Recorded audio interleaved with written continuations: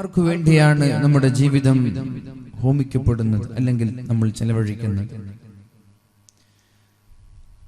ഉമ്മമാരെ സ്നേഹിക്കാൻ നമ്മൾ ബാധ്യസ്ഥരാണ്. ഉപ്പമാരെ സ്നേഹിക്കാൻ നമ്മൾ ബാധ്യസ്ഥരാണ്. മക്കളെ സ്നേഹിക്കുന്നുണ്ട്, ഭാര്യയെ സ്നേഹിക്കുന്നുണ്ട്, കുടുംബങ്ങളെ സ്നേഹിക്കുന്നുണ്ട്, ഉസ്താദുമാരെ സ്നേഹിക്കുന്നുണ്ട്. അവരെയൊക്കെ സ്നേഹിക്കുമ്പോ അതിന് ചില കാരണങ്ങളുണ്ട്. ഉമ്മമാരെ സ്നേഹിക്കുന്നത് വലഖദ് വസ്വൈനൽ ഇൻസാന ബിവാലിദൈഹി ഹമലതുഹു ഉമ്മുഹു വഹ്നൻ അലാ വഹ്ൻ വഫിസാലുഹു ഫീ ആമൈൻ അനിഷ്കുർ ലീ വലിവാലിദൈക്. 10 മാസം ഗർഭം ചുമന്ന ഉമ്മ, 2 വർഷക്കാലം മുലപ്പാല് തന്ന ഉമ്മ, 10-15 വയസ്സുവരെ പോറ്റി വളർത്തിയ ഉമ്മ, വസ്ത്രം വാങ്ങിച്ചു തന്ന ഉമ്മ, നമ്മൾ ഉറങ്ങിയില്ലെങ്കിൽ ഉറങ്ങാതെ രാത്രി ചെലവഴിക്കുന്ന മാതാവ്, നമ്മൾക്ക് ഉറക്കമില്ലെങ്കിൽ ഉമ്മയ്ക്കും ഉറക്കമില്ലല്ലോ, നമ്മൾ വിശന്നാൽ ഉമ്മയും പട്ടിണി കിടക്കുന്ന, നമ്മൾക്ക് രോഗമുണ്ടായാൽ സ്വയമേ രോഗിയാകുന്ന മാതാവ്, ആ മാതാവിനെ സ്നേഹിക്കൽ നമ്മുടെ ബാധ്യതയാണ്. കാരണം നമ്മൾക്ക് ഒരുപാട് ഉപകാരം ഇങ്ങോട്ട് ചെയ്തു തന്നിട്ടുണ്ട്. ഉപ്പമാരെ സ്നേഹിക്കുന്നു എന്തിന്? ഉപ്പമാര് നമ്മൾക്ക് നൽകുന്ന സഹായങ്ങൾ പറഞ്ഞാലും തീരാത്ത നമ്മുടെ പരിധികൾക്കപ്പുറത്താണ് ഉപ്പമാരുടെ സ്നേഹവും സഹായവും. അതുകൊണ്ട് ഉപ്പമാരെയും നമ്മൾ സ്നേഹിക്കുന്നുണ്ട്. ഉസ്താദുമാരെ സ്നേഹിക്കുന്നു, അവരാണ് നമ്മൾക്ക് ഇൽമു പഠിപ്പിച്ചു തരുന്നത്. മക്കളെ സ്നേഹിക്കുന്നു, അവരാണ് നമ്മുടെ ഭാവിയുടെ പ്രതീക്ഷകൾ, നമ്മുടെ മക്കളാണ്. ഭാര്യമാരെ സ്നേഹിക്കുന്നു, അവരാണ് നമ്മുടെ താങ്ങും തണലുമായി നമ്മുടെ കൂടെ നിൽക്കുന്നത്. ചുരുക്കി പറഞ്ഞാൽ നമ്മൾ ആരൊക്കെയോ സ്നേഹിക്കുന്നുണ്ടെങ്കിൽ അതിനൊക്കെ വ്യക്തമായ കാരണങ്ങളുണ്ട്.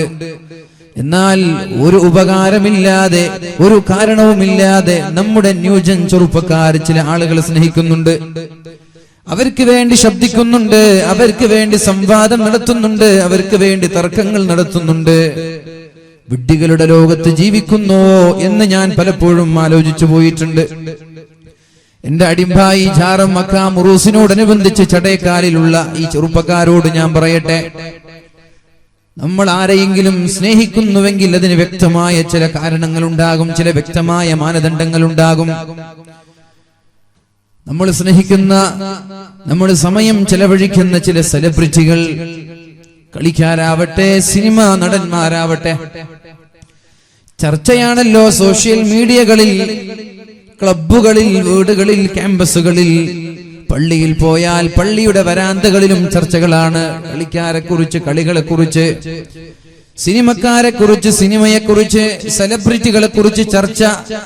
അവർക്ക് വേണ്ടിയിട്ടുള്ള സംവാദങ്ങൾ നടന്നുകൊണ്ടിരിക്കുന്ന കാലം, അവർക്ക് വേണ്ടി ലക്ഷോപലക്ഷങ്ങൾ ചെലവഴിക്കുന്ന കാലം, അവർക്ക് വേണ്ടി പന്തയം വെച്ച് തന്റെ 10 സെന്റ് സ്ഥലം പോലും നമ്മളിൽ നിന്ന് നഷ്ടപ്പെട്ടു പോകുന്ന ഒരു കാലഘട്ടത്തിലാണ് ഞാൻ ചോദിക്കുന്നത്. നമ്മൾ ആരെങ്കിലും സ്നേഹിക്കുന്നുവെങ്കിൽ എന്തിനാണ്, എന്ത് കാരണത്താലാണ് സ്നേഹിക്കുന്നത്?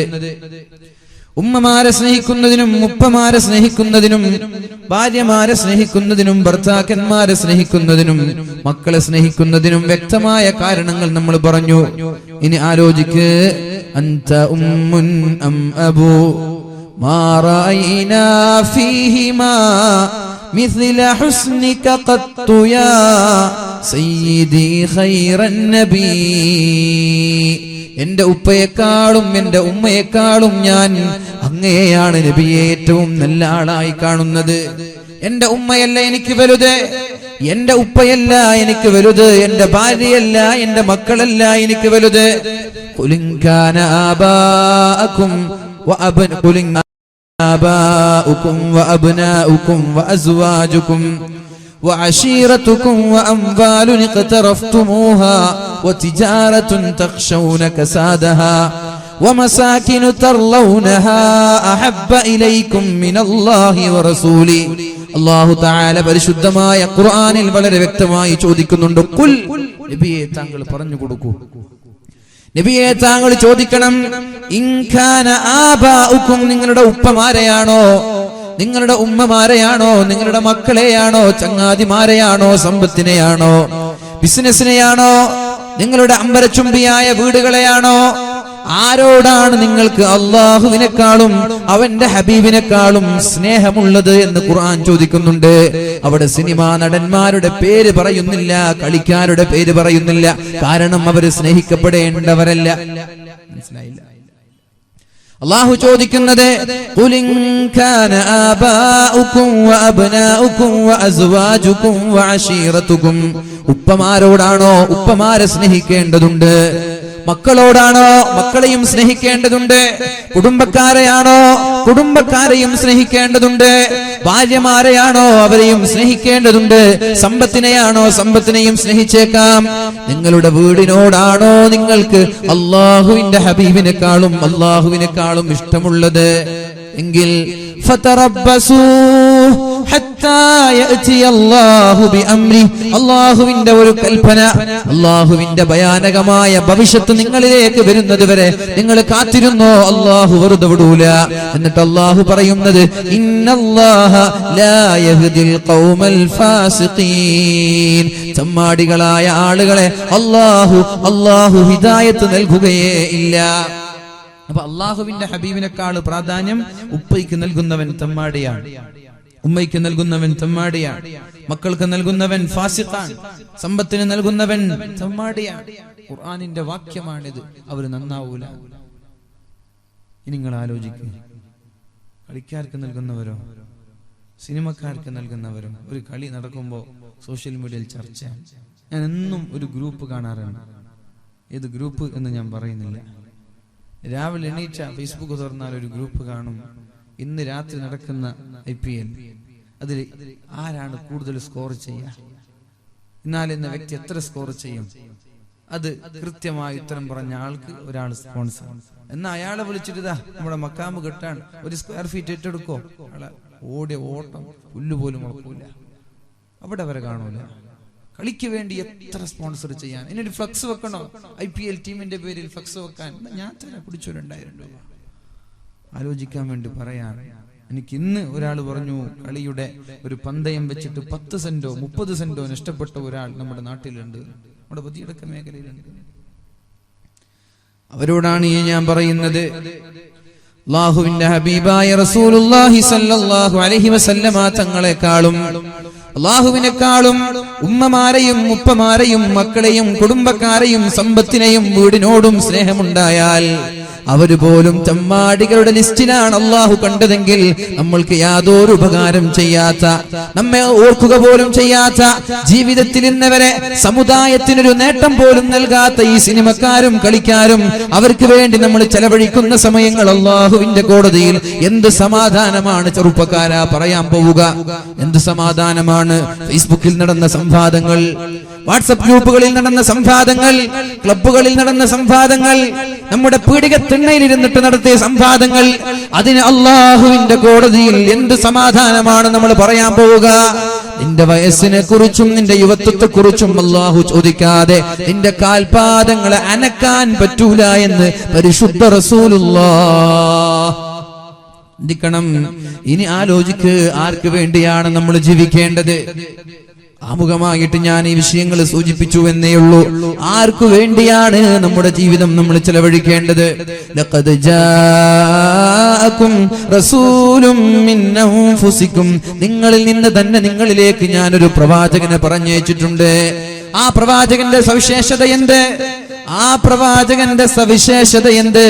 ആ പ്രവാചകന്റെ പ്രത്യേകത എന്ത്? അസീസുൻ അലൈഹി മാ അനിത്തും. നിങ്ങൾക്കൊരു പ്രയാസമുണ്ടായാൽ ആ ഹബീബിന് അത് വേദനയാണ്, അത് പ്രയാസമാണ്, സഹിക്കാൻ പറ്റൂല. നമ്മൾക്ക് വേദന ഉണ്ടാകുമ്പോ നബി തങ്ങൾക്ക് സഹിക്കാൻ പറ്റൂല. ഹരീസുൻ അലൈക്കും, നിങ്ങളോട് പ്രത്യേകമായി താല്പര്യം കാണിക്കുന്ന ആളാണ് അല്ലാഹുവിന്റെ ഹബീബായ റസൂലുള്ളാഹി സ്വല്ലല്ലാഹു അലൈഹി വസല്ലം. ബിൽ മുഅ്മിനീന റഊഫുർ റഹീം. കാരുണ്യത്തിന്റെയും വിനയത്തിന്റെയും മയത്തിന്റെയും വല്ലാത്ത സ്വൽസ്വഭാവത്തിന്റെയും ഉടമയായ ആ മുത്തു റസൂലുള്ളാഹി സ്വല്ലല്ലാഹു അലൈഹി വസല്ലം നിങ്ങൾക്ക് വേണ്ടി ജീവിച്ച് നിങ്ങളെ ഓർത്ത് മരിച്ച് നാളെ മഹ്ശറയിലേക്ക് പോകുമ്പോൾ നിങ്ങൾക്ക് വേണ്ടി സുജൂദ് ചെയ്ത് നമ്മളിൽപ്പെട്ട ആരെങ്കിലും നരകത്തിൽ കിടക്കുമ്പോ അല്ലാഹുവിനോട് സംവാദം നടത്തി അവസാനത്തെ ആളെയും നരകത്തിൽ നിന്ന് കൈപിടിച്ചുയർത്തി സ്വർഗത്തിലേക്ക് കൊണ്ടുപോകുന്ന മഹാനുഭാവൻ. അവർക്ക് വേണ്ടിയല്ലേ നമ്മുടെ ജീവിതം നമ്മൾ ചെലവഴിക്കേണ്ടത്. അല്ലാതെ നമ്മെ ഓർക്കാതെ ജീവിതത്തിൽ ഇന്നേ വരെ നമ്മൾക്ക് ഒരു ഉപകാരം ചെയ്യാതെ നമ്മളെ കണ്ടാൽ പോലും തിരിച്ചു നോക്കാത്ത ഒരു സഹായം പോലും ചെയ്യാത്ത ഈ സെലിബ്രിറ്റികൾക്ക് വേണ്ടിയാണോ നമ്മുടെ ജീവിതം ഹോമിക്കപ്പെടേണ്ടത്? ആലോചിക്കണം നമ്മൾ.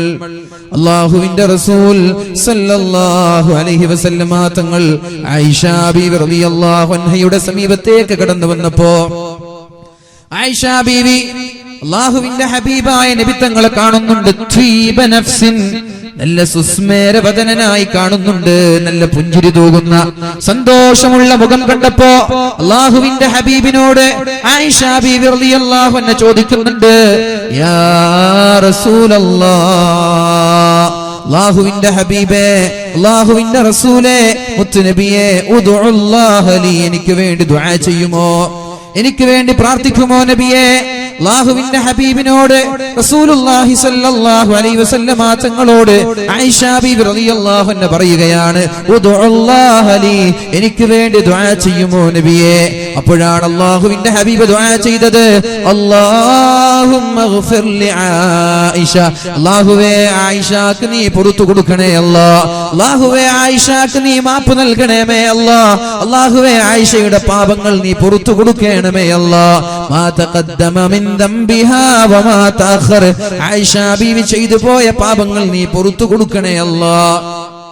വമാ തഅഖർ, ആയിഷ ബീവി ഇനി ചെയ്യാൻ പോകുന്ന പാപങ്ങളും നീ പുറത്തു കൊടുക്കണമേ എന്ന് അല്ലാഹുവിന്റെ ഹബീബായ റസൂലുള്ളാഹി സല്ലല്ലാഹു അലൈഹി വസല്ലം തങ്ങൾ ദുആ ചെയ്തപ്പോ ആയിഷ ബീവിക്ക് സന്തോഷം കൊണ്ട് ആയിഷ ബീവി തുള്ളിച്ചാടുകയാണ്.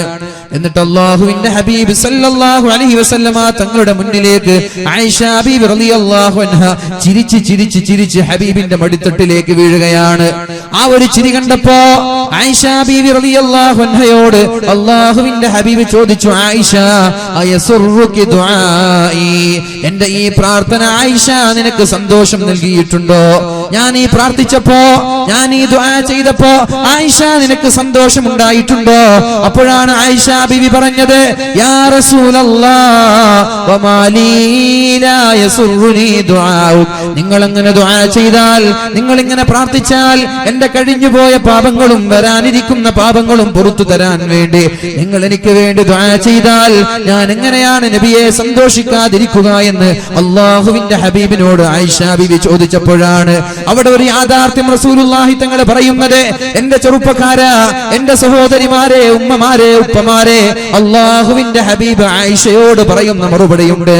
മനസ്സിൽ അല്പം പോലും കാരുണ്യത്തിന്റെ കടാക്ഷത്തിന്റെ ഒരു അല്പമെങ്കിലും നിങ്ങളുടെ മനസ്സിലുണ്ടെങ്കിൽ, ഹബീബിനോടുള്ള മഹബ്ബത്തിന്റെ ഒരണുമണി തൂക്കം നിങ്ങളുടെ മനസ്സിലുണ്ടെങ്കിൽ നിങ്ങളുടെ നെഞ്ചകങ്ങളിൽ കുത്തിവെക്കണം. അല്ലാഹുവിന്റെ ഹബീബ് സല്ലല്ലാഹു അലൈഹി വസല്ലമ തങ്ങൾ ആയിഷയോട് പറയുന്ന മറുപടി.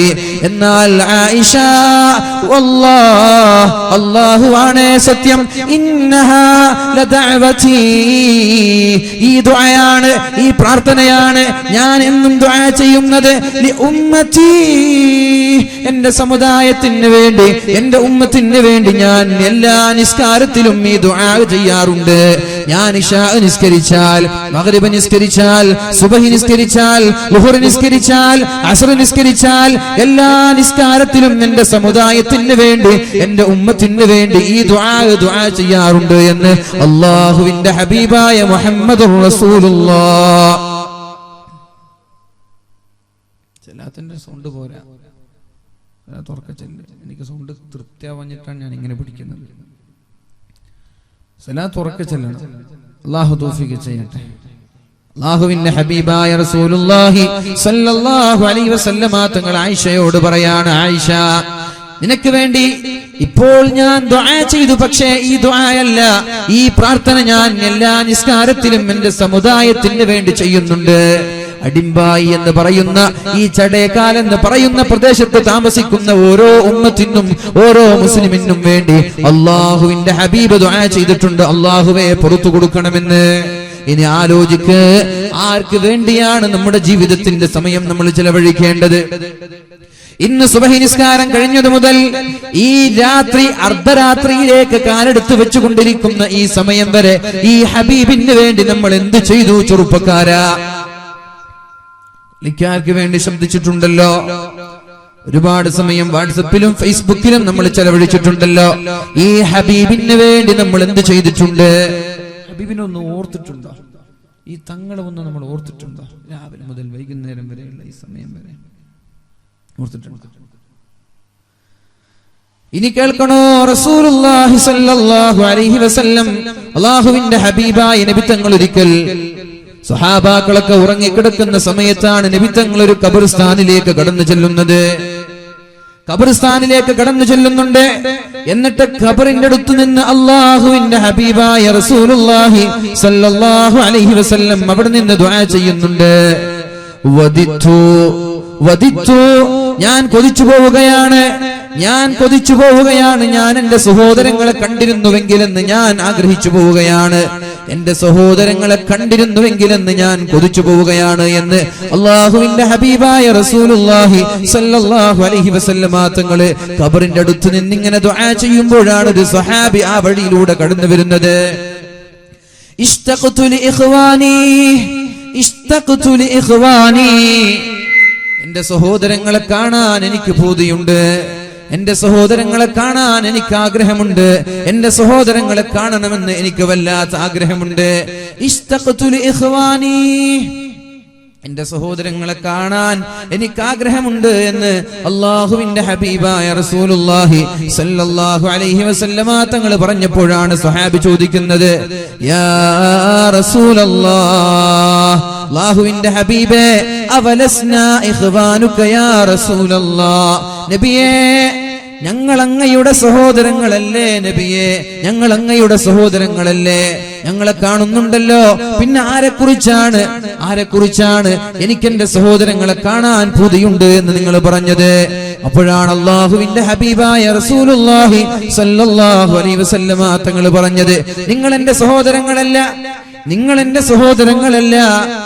എന്റെ സ്വഹാബാക്കളാണ്, നിങ്ങൾ എന്റെ ഫോളോവേഴ്സ് ആണ്, നിങ്ങൾ എന്റെ അനുചരന്മാരാണ്, നിങ്ങൾ എന്റെ സഹോദരങ്ങളല്ല. പിന്നെ ആരെക്കുറിച്ചാണ് നബിയേ നിങ്ങൾ സഹോദരങ്ങൾ എന്ന് പറഞ്ഞത്? ആരെക്കുറിച്ചാണ് നബിയേ? അപ്പോഴാണ് അല്ലാഹുവിന്റെ ഹബീബായ റസൂലുള്ളാഹി സ്വല്ലല്ലാഹു അലൈഹി വസല്ലമ തങ്ങൾ സ്വഹാബയോട് പറഞ്ഞു കൊടുക്കുന്നത്, ഞാൻ എന്റെ സഹോദരങ്ങളെ കാണണമെന്ന് പറഞ്ഞ് ആഗ്രഹിച്ചത് ഇനി വരാനിരിക്കുന്ന എന്റെ മരണശേഷം വരാനിരിക്കുന്ന ആളുകളെ കുറിച്ചാണ്. എന്റെ ശേഷം വരാനിരിക്കുന്ന ആളുകളെ കുറിച്ചാണ് ഞാൻ പറഞ്ഞത്. ആരാ? നമ്മളെ കുറിച്ച്. എനിക്ക് എന്റെ വഫാത്തിന്റെ ശേഷം വരാനിരിക്കുന്ന എന്റെ ഉമ്മത്തിനെ, എന്റെ സമുദായത്തെ കാണാൻ എനിക്ക് വലിയ ആഗ്രഹമുണ്ട്. അവരെ ഓർത്തിട്ട് ഞാൻ കരയാം. നമ്മളെ ഓർത്തിട്ട് ജീവിതത്തിന്റെ അവസാന ഭാഗത്ത് അല്ലാഹുവിന്റെ ഹബീബ് കരഞ്ഞു പോയിട്ടുണ്ട്. എനിക്കവരെ കാണണം. കാണാൻ പറ്റാത്തതിലുള്ള വിഷമമാണ് ജീവിതത്തിന്റെ അവസാന സമയങ്ങളിൽ ഖബർസ്ഥാനിലേക്ക് ഏകാന്തനായി ചെന്ന് നമ്മെ ഓർത്ത് അല്ലാഹുവിന്റെ ഹബീബ് കരഞ്ഞത്. നമ്മൾക്കൊരു സമയമെങ്കിലും ആ ഹബീബിനെ ഓർത്ത് കരയാൻ സമയം കിട്ടിയിട്ടുണ്ടോ? ആ ഹബീബിനെ ഒന്ന് ഓർക്കാൻ സമയം കിട്ടിയിട്ടുണ്ടോ? റസൂലുള്ളാഹി സ്വല്ലല്ലാഹു അലൈഹി വസല്ലം തങ്ങളെ ഓർക്കാൻ സമയം കിട്ടിയിട്ടുണ്ടോ?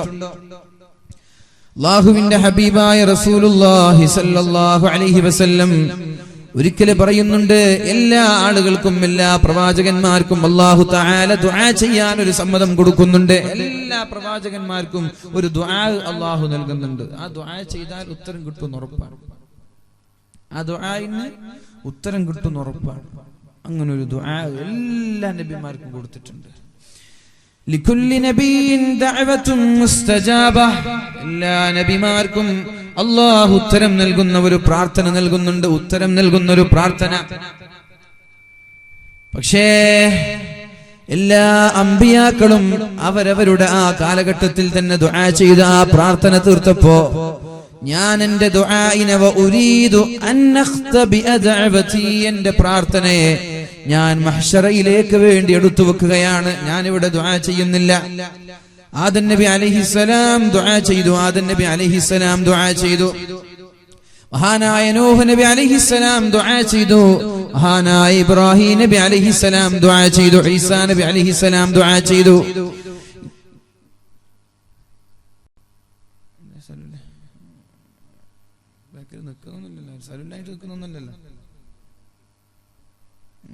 മുമ്പിൽ വന്നിട്ട് കയറിയിരിക്കണം.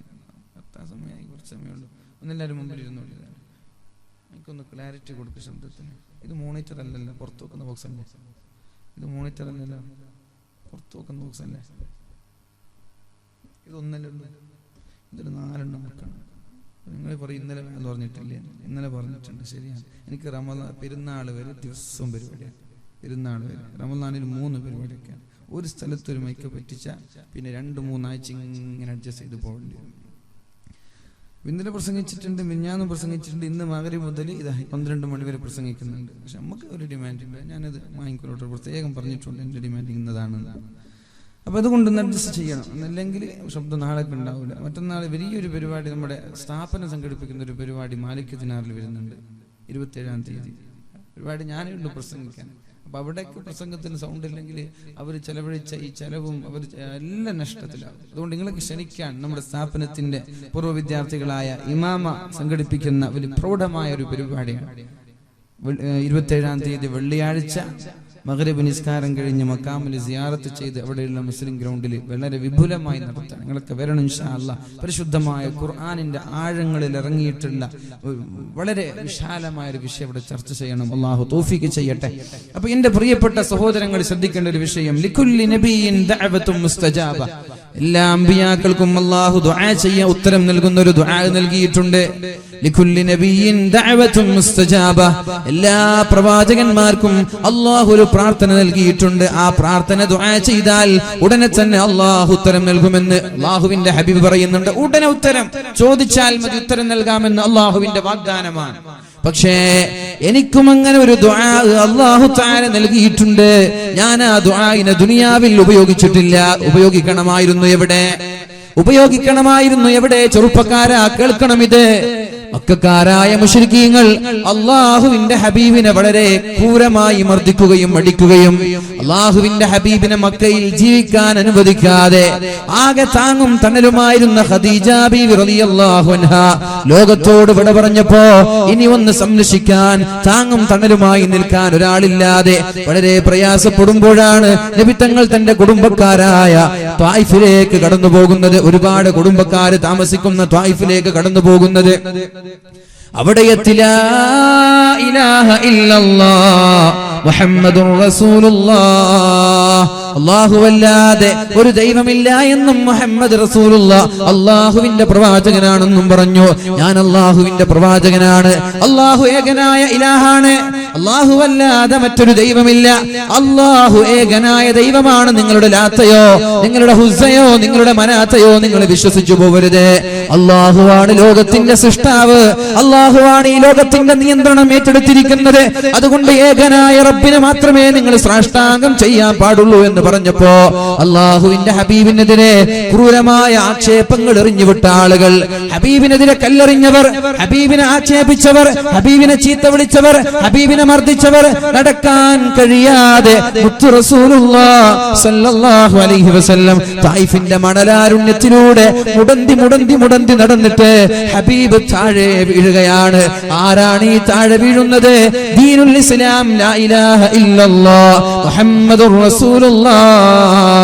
അല്ലാഹു അല്ലാതെ മറ്റൊരു ദൈവമില്ല, ഞാൻ അല്ലാഹുവിന്റെ പ്രവാചകനാണ് എന്ന് പറഞ്ഞതിന്റെ പേരിൽ നിങ്ങൾ വ്യഭിചരിക്കരുത്, ഹറാം കാണരുത്, ഹറാം ചെയ്യരുത്, ഹറാം തിന്നരുത്, കുടുംബബന്ധം വിച്ഛേദിക്കരുത്, കൊലപാതകങ്ങൾ നടത്തരുത്, അയൽവാസിയെ വേദനിപ്പിക്കരുത്.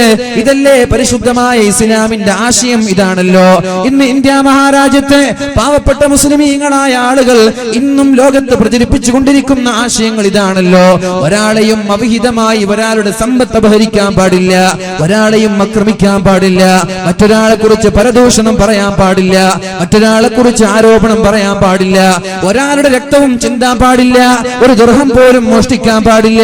ഇങ്ങനെ മനോഹരമായ ആശയം സമുദായത്തിന്റെ മുന്നിൽ ഏൽപ്പിച്ച ഈ പരിശുദ്ധ ദീനിനെതിരെയാണല്ലോ ആക്ഷേപങ്ങൾ ഉണ്ടാക്കുന്നത്.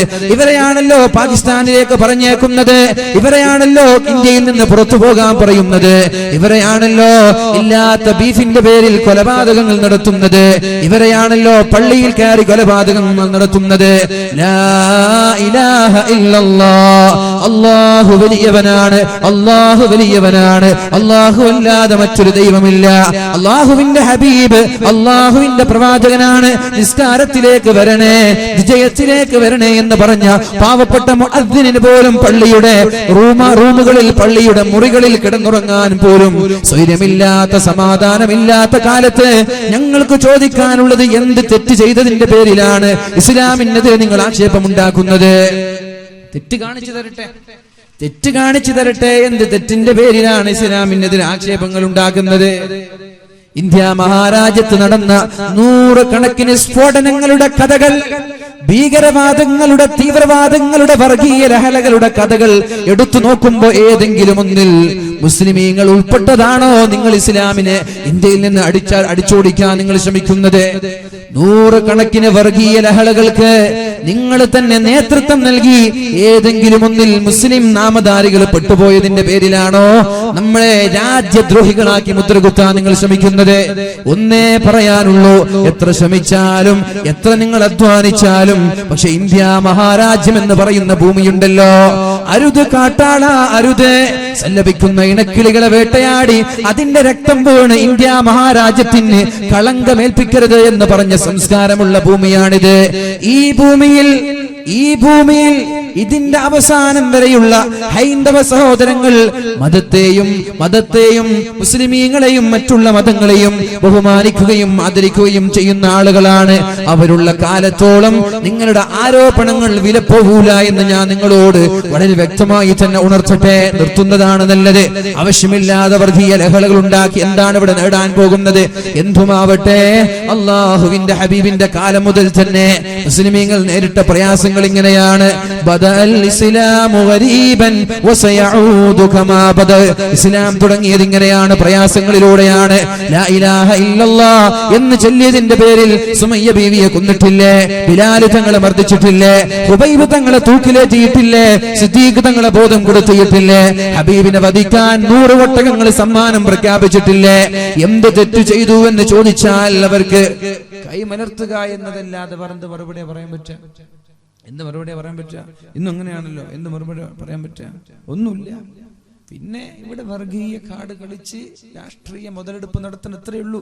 അത് പ്രബുദ്ധരായ ഇന്ത്യ രാജ്യത്തിലെ, പ്രത്യേകിച്ചിട്ട് സാക്ഷര കേരളത്തിലെ മുസ്ലിമീങ്ങളും അമുസ്ലിമീങ്ങളും അത് മനസ്സിലാക്കണമെന്ന് സാന്ദർഭികമായി ഉണർത്തുകയാണ്.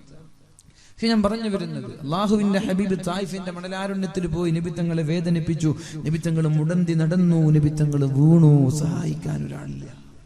നബിത്തങ്ങളെ സഹായിക്കാൻ ഒരാളില്ല. അപ്പോഴാണ് ഹബീബിനെ കൂക്കി വിളിക്കുകയും ഹബീബിനെതിരെ കല്ലെറിയുകയും ചെയ്ത തായിഫിന്റെ മണലാരുണ്യത്തിലെ കിങ്കരന്മാരായ ധിക്കാരികളായ ആളുകൾ ഓടി വരുന്നത്. ഓടി വരാൻ നമ്മൾ വിചാരിച്ചു ഓടി വരുമ്പോ ഒന്ന് സഹായിക്കാനാണ്. അല്ല, മുടന്തി വീണ് അവിടെ ഒരു ഭാഗത്ത് വീണ് കിടന്ന നബി തങ്ങളുടെ കൈ പിടിച്ചുയർത്തി നബി തങ്ങളോട് പറഞ്ഞു, മുഹമ്മദേ നടക്കൂ. നബി തങ്ങൾ നടന്നു. വേച്ച് നടക്കുകയാണ്. ആർക്ക് വേണ്ടി? സമുദായത്തിന് വേണ്ടി. അല്ലാഹുവിന്റെ ഹബീബ് വേച്ച് നടക്കുകയാണ്. നടക്കാൻ തുടങ്ങുമ്പോൾ പിൻഭാഗത്തു നിന്ന് വീണ്ടും തുടങ്ങി ഹബീബിന്റെ കാലുകളിലേക്ക് കല്ലെറിയാൻ. ഹബീബിന്റെ മടമ്പിലേക്ക്, ഹബീബിന്റെ കാലിലേക്ക് കല്ലെറിഞ്ഞു. ഹബീബിന്റെ കാലിൽ നിന്ന് രക്തം വാർന്നൊലിക്കാൻ തുടങ്ങി. നബി തങ്ങൾ നടക്കാൻ കഴിയാതെ തളർന്നു വീണു. വീണ്ടും വന്നു. അവർ ഹബീബിന്റെ കൈ പിടിച്ചുയർത്തി നബി തങ്ങളോട് നടക്കാൻ പറഞ്ഞു. മുഹമ്മദേ നടക്ക്. അല്ലാഹുവിന്റെ ഹബീബ് തായിഫിന്റെ മണലാരുണ്യത്തിലെ കുടുംബക്കാരുടെ സഹായം പ്രതീക്ഷിച്ച് കടന്നു വന്നതാണ്. സഹായിക്കുമല്ലോ എന്ന പ്രതീക്ഷയോടെ കടന്നു വന്നവരാണവർ. സഹായിക്കുമെന്ന പ്രതീക്ഷയോടെ കടന്നു വന്നവരാണ്. പക്ഷേ അവരാണ് കല്ലെറിയുന്നത്, അവരാണ് ആക്രമിക്കുന്നത്. നബി തങ്ങളോട് വീണ്ടും നടക്കാൻ പറഞ്ഞു. വീണ്ടും നബി തങ്ങളെ കല്ലെറിഞ്ഞപ്പോ നബി തങ്ങൾ മുടന്തി ഒരു മരത്തിന്റെ മറവിൽ വിശ്രമിച്ചു കൊണ്ടിരിക്കുമ്പോഴാണ് മഹാനായ പർവ്വതങ്ങളെ കാക്കുന്ന പർവ്വതങ്ങളുടെ ഉത്തരവാദിത്തമുള്ള മാലാക്കമാര് കടന്നു വരുന്നത്. യാ റസൂലല്ലാഹ്, അല്ലാഹുവിന്റെ ഹബീബേ, ലാ ഇലാഹ ഇല്ലല്ലാഹ് മുഹമ്മദുർ റസൂലുള്ളാഹ് എന്ന കലിമത്തു തൗഹീദിൽ വിശ്വസിക്കാൻ പറഞ്ഞതിന്റെ പേരിൽ ഇത്രയും നിഷ്ഠൂരമായി താങ്കളെ ആക്രമിച്ച ഈ സമുദായത്തെ, ഈ സമൂഹത്തെ, ഈ നാട്ടുകാരെ ഈ പർവ്വതത്തിന്റെ താഴെയിട്ട് ഞാൻ നശിപ്പിക്കട്ടെ, പർവ്വതങ്ങൾ അവരുടെ തലയുടെ മുകളിലിട്ട് ഞാൻ നശിപ്പിക്കട്ടെ, ഭൂമിയുടെ അടിയിലേക്ക് അവരെ താഴ്ത്തി ഞാൻ നശിപ്പിക്കട്ടെ എന്ന് ചോദിച്ചപ്പോ അല്ലാഹുവിന്റെ ഹബീബിന് ഓക്കേ എന്ന് പറഞ്ഞാൽ മതി. മൗനം സമ്മതമാണല്ലോ, നബി തങ്ങളൊന്ന് മിണ്ടാതിരുന്നാൽ മതി. നിമിഷ നേരം കൊണ്ട് തന്നെ ആക്രമിച്ച ആളുകളെ എല്ലാവരെയും നശിപ്പിച്ച് കളയാനുള്ള ഒരു കഴിവ് അല്ലാഹുവിന്റെ ഹബീബിനുണ്ടായിട്ട് നബി തങ്ങൾ അവിടെ നിന്ന് പറയുന്ന മറുപടി, അവര് നശിച്ചത് കൊണ്ട് എനിക്കെന്ത് നേട്ടമാണുള്ളത്? പർവ്വതത്തിന്റെ താഴെ അവരെ കൊണ്ടുപോയി പർവ്വതങ്ങൾ ആകാശങ്ങളിലേക്ക് ഉയർത്തി അവരുടെ തലയിലേക്ക് പർവ്വതങ്ങൾ വലിച്ചെറിഞ്ഞ് അവരെല്ലാം ചതഞ്ഞ് മരിച്ചതുകൊണ്ട് എനിക്കെന്ത് നേട്ടമാണ് ലഭിക്കാനുള്ളത്? എങ്ങാനും ഒരുപാട് കാലശേഷം ഇവരിൽ നിന്നുള്ള ആരെങ്കിലും ഒരാൾ അള്ളാഹുവിന്റെ ദീൻ മനസ്സിലാക്കി ഇസ്ലാമിലേക്ക് കടന്നു വന്നാൽ അതാണല്ലേ എനിക്കുത്തമം എന്ന് പറഞ്ഞവർക്ക് സമാധാനത്തിന്റെ സന്ദേശം നൽകിയ അള്ളാഹുവിന്റെ ഹബീബ് ആ സമയത്ത് ദുആഇനെ ഉപയോഗിച്ചില്ല. ബദറിന്റെ രണാങ്കണം നടക്കുകയാണ്. എല്ലാവരും യുദ്ധത്തിന് തയ്യാറായി കൊണ്ടിരിക്കുകയാണ്. സ്വഹാബാക്കളായ ആളുകൾ, എല്ലാ സ്വഹാബാക്കളും യുദ്ധത്തിന് കൊടുമ്പിരി കൊള്ളുന്ന സമയത്ത് തന്റെ വാള് മൂർച്ചയൂട്ടി യുദ്ധത്തിലേക്ക് ഇറങ്ങിയപ്പോ അള്ളാഹുവിന്റെ ഹബീബിന്റെ വേണമെങ്കിൽ ദുആ ചെയ്യാം. അള്ളാഹുവേ, ഈ യുദ്ധത്തിൽ ഞങ്ങൾക്ക് വിജയം തരണേ അല്ലാ, നീ എനിക്ക് ഉത്തരം നൽകുമെന്ന് ഉറപ്പ് നൽകിയ ഒരു പ്രാർത്ഥനയുണ്ടല്ലോ. ദുആ ചെയ്യുവീൻ, ഞാൻ ഉത്തരം നൽകാമെന്ന് ഉറപ്പ് നൽകുന്ന ഒരു പ്രാർത്ഥന നീ എനിക്ക് തന്നിട്ടുണ്ടല്ലോ അല്ലാ. ഞാൻ നിന്നോട് ചോദിക്കുകയാണ്, ഈ ബദർ യുദ്ധത്തിൽ ഞങ്ങളെ വിജയിപ്പിക്കണമെന്ന് ദുആ ചെയ്യാ. പക്ഷെ അള്ളാഹുവിന്റെ ഹബീബ് ആ സമയവും ഉപയോഗിച്ചില്ല.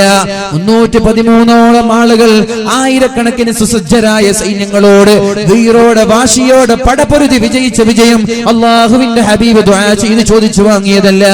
അള്ളാഹുവിന്റെ ഹബീബ് ദുനിയാവിൽ പ്രതിസന്ധിയുണ്ടായി, ഒരുപാട് പ്രയാസങ്ങൾ ഉണ്ടായിട്ട് ദുആ ചെയ്യാതെ ഈ ദുആഇനെ എടുത്തു വെച്ചു. എവിടേക്കെന്നറിയോ ചെറുപ്പക്കാരാ? ആർക്കോ വേണ്ടി ഒച്ച വെക്കുന്ന നമ്മള്, ആർക്കോ വേണ്ടി ശബ്ദിക്കുന്ന നമ്മള്, ആർക്കോ വേണ്ടി സമയം കളയുന്ന നമ്മള്, ആർക്കോ വേണ്ടി ഉറക്കൊഴിക്കുന്ന നമ്മള്, നിങ്ങളാണിത് ആലോചിക്കേണ്ടത്. എന്താണ് അവർ നമ്മൾക്ക് വേണ്ടി ചെയ്തു തന്നത്? എന്നാൽ നമ്മൾക്കെല്ലാം ചെയ്തു തന്ന ഒരാളുണ്ട്, നമ്മളെ ഓർത്ത് കരഞ്ഞു പോയ ഒരാളുണ്ട്. മരണസമയത്ത് ഇന്നലിൽ മൗതില സക്കറാത്ത്, മരണത്തിന് വല്ലാത്ത വേദനയുണ്ട് എന്ന് പറയുന്ന സമയത്ത് ഫാത്തിമ ബീവി റളിയല്ലാഹു അൻഹയെ തന്റെ സമീപത്തേക്ക് വിളിച്ചിട്ട് ഫാത്തിമയോട് പറഞ്ഞു, ഫാത്തിമ, ഇന്ന് ഞാൻ മരിക്കാൻ